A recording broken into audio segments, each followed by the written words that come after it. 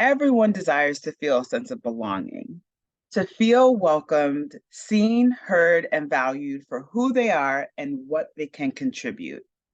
A culture of belonging is a need, and when referred to in terms of the workplace, it is linked to an increase in job performance and a drop in turnover and a reduction in sick days.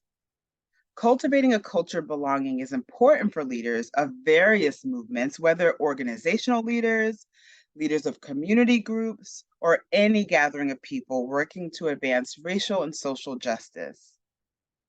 Individuals working on self and interpersonal relationships and reimagining the norms, values, and customs that support all individuals of an institution or group is vital when creating a culture of belonging, as well as aligning with equitable policies and practices to enforce or support that cultural shift. Let's look at a depiction.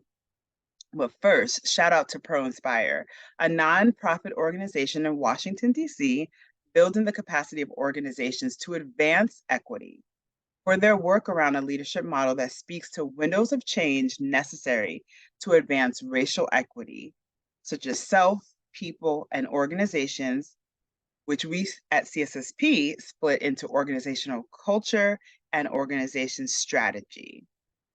Therefore, to create a culture of belonging, it is necessary for individuals exploring their identities to disrupt harmful belief systems, building their understanding of other perspectives, and focusing on their well being and honoring their full humanity as well as others. People centering relationships, showing that we value people over productivity and create a culture of belonging where people can be their authentic selves. When people gather, a culture exists.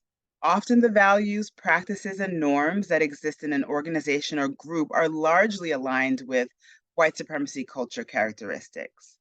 For example, either or thinking, the inability to address conflicts, embarrassment for making mistakes, absence of opportunities to connect as peers, lack of clear and shared decision-making processes, to name a few.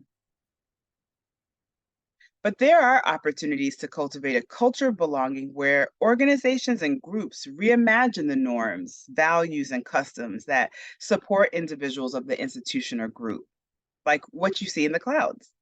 Norms around community, systems thinking, power sharing, direct and constructive feedback, growth and learning, self and community care, and values of anti-racism, integrity, belonging, as well as practices for checking in with one another, providing frequent, clear communication, and using mistakes as learning opportunities. Then, organization's strategy, the border that is around everything, is the policies and practices that align with the culture and reinforces all that was previously mentioned. Organizations or groups often focus on the strategy piece without the cultural piece, which doesn't create lasting change. Has anyone ever heard of the statement, culture eats strategy for lunch every day? Culture is not seen. So if there is no intention and effort to create culture change, it will exist as is, despite efforts to implement equitable policies and practices. So to sum it up, individuals disrupt internalized oppression, that's individuals with marginalized identities, and or internalized superiority by raising their self-awareness and cultivating inner well-being, which helps to foster more meaningful and trusting relationships with others and to navigate through disagreement or conflict with care. With these individuals gathered, they can cultivate and uphold values, norms, and practices of belonging that are then enforced by equitable policies and practices of the group or organization. So imagine the impact of all groups, organizations going through this transformation and coming together with other organizations, communities, and individuals to reimagine and create solutions to achieve better outcomes for children, youth, and families. in particular Black, Indigenous, Latinx, Asian Americans, Native Hawaiians, and Pacific Islanders. Just imagine.